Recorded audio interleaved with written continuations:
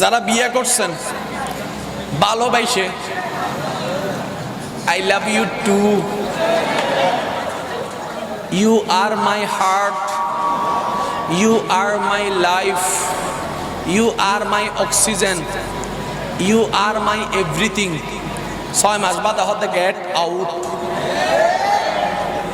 এটা কি আপনি অস্বীকার করতে পারবেন? অনেকে সুইসাইড করছে, আপনি কি অস্বীকার করতে পারবেন?